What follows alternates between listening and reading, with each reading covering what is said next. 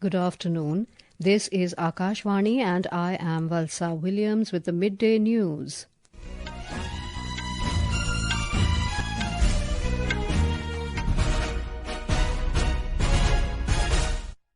The headlines. Prime Minister Narendra Modi reaffirms zero-tolerance policy against terrorism and Maoists, inaugurates Rising Northeast Investor Summit in New Delhi.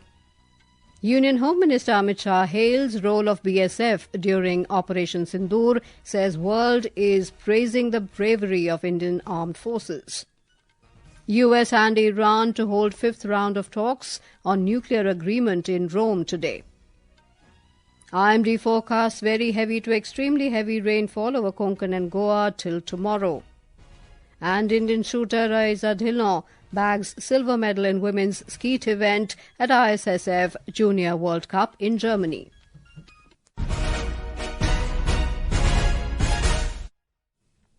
Prime Minister Narendra Modi has said that his government follows a policy of zero tolerance, be it terrorism or Maoist elements spreading unrest. Inaugurating the Rising Northeast Investors Summit in New Delhi, Mr. Modi stressed that it is important to develop the Northeast region in order to build a developed India.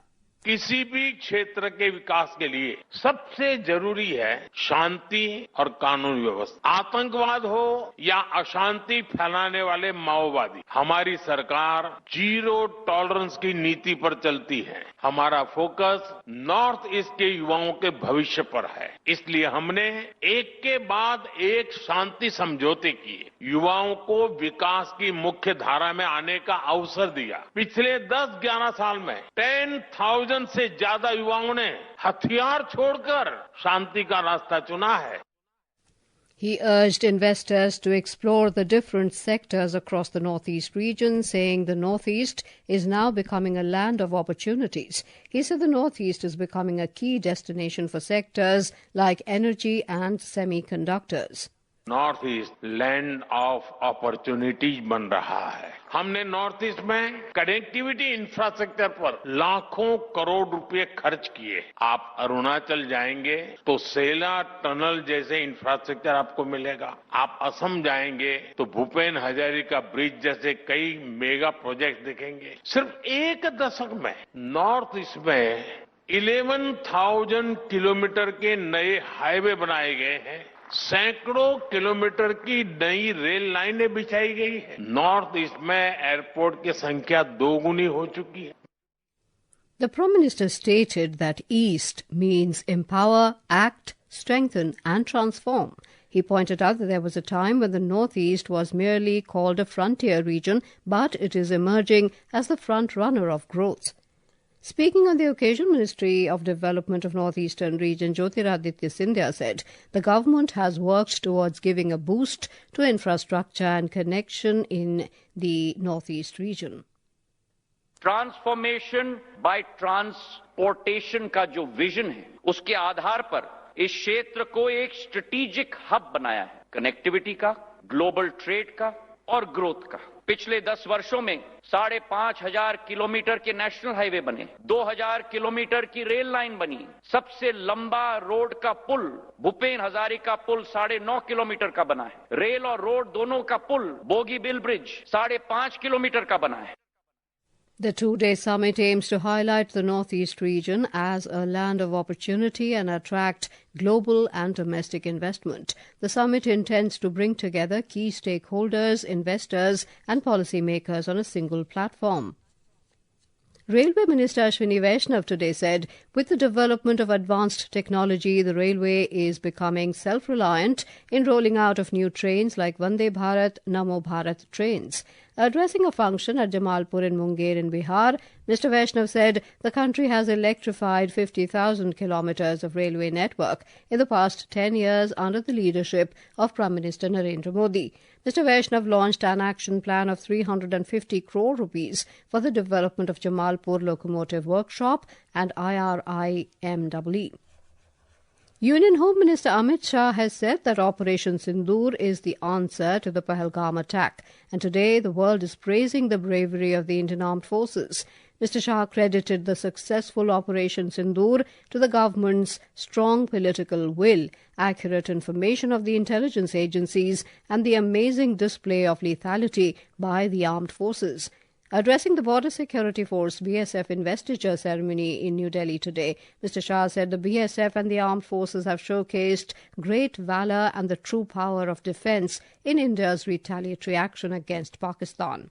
Operation Sindoor ये उसका जवाब है। आज पूरी दुनिया हमारी सेना की वीरता और मारक क्षमता की भूरी भूरी प्रशंसा कर रही है और मैं आज इस मंच पर से सेना के उन वीर जवानों को, तीनों सेनाओं ने मिलकर जो पराक्रम किया है, वो सभी को समग्र राष्ट्र की ओर से मैं उनको अभिनंदन भी करना चाहता हूं और धन्यवाद भी कहना चाहता हूं कि आपने देश के स्पिरिट को वहां तक पहुंचाने का काम किया है जहां पहुंचाने की जरूरत थी।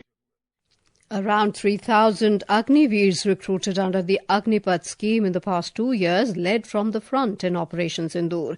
The Agniveers, mostly from youth aged nearly 20 years, shielded India's military establishments from Pakistan's missile and drone strikes. We have a report. The youngsters inducted under the scheme held the Indian military fort during the 4-day military retaliation in a befitting reply to terror breeding ground, Pakistan. The air defence AD units had nearly 200 Agniveers present. The Akash Tir, which proved to be India's trump card in its response to Pakistan, was operated with the assistance of tenacious Agniveers, which paid dividend. The Agniveer soldiers also showed grit and determination in AD units they were deployed along the western front, which were gunners, operator fire control, operator radio and drivers of heavy-duty vehicles mounted with guns and missiles. They eliminated targets with shoulder-fire missiles and manned and fire guns. In addition to manning radars and Akash Tir nodes, the young Agniveers also played a vital role in operating the communication network and driving vehicles used for transporting and firing missiles, including Akash. With Bhanu's report, this is Vishnu PS, Akashvani News, Delhi. As we celebrate the success of Operation Sindoor, the nation salutes the valour of Indian soldiers. As a tribute to the armed forces, Akashvani News is presenting a special series. Today we remember Paramveer Chakra awardee, Flying Officer Nirmaljit Singh Sekhon, who made the ultimate sacrifice while bravely defending the Srinagar Air Base during the India-Pakistan War in 1971.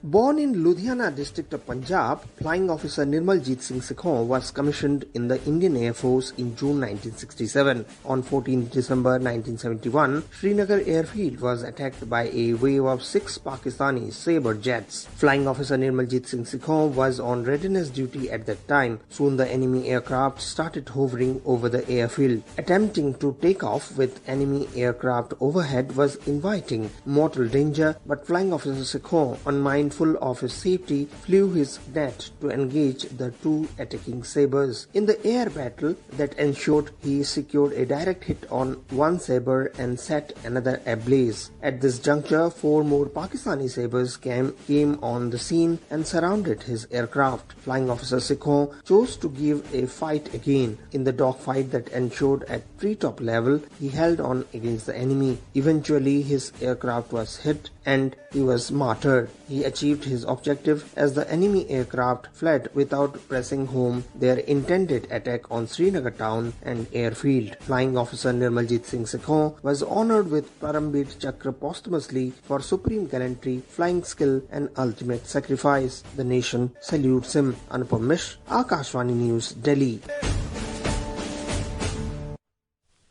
This is Akashvani giving you the news. For quick news updates round the clock, follow us on our X handle at AIR News Alerts, and for details of stories and more, log on to our website www.newsonair.gov.in and download News on AIR app.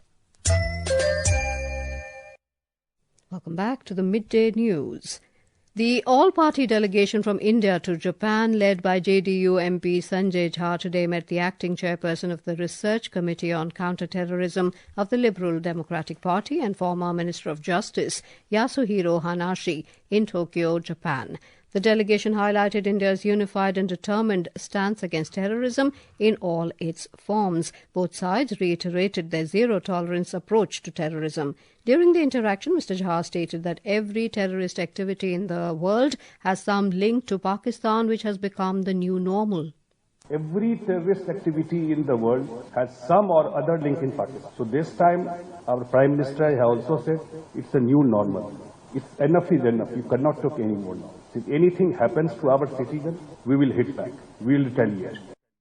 Meanwhile, another multi-party delegation led by DMK MP Kanimozhi Karunanidhi and currently in Moscow was briefed by the Indian ambassador to Russia, Vinay Kumar, on various aspects of India-Russia relations. Before beginning their official engagements, the delegation reached Moscow earlier today.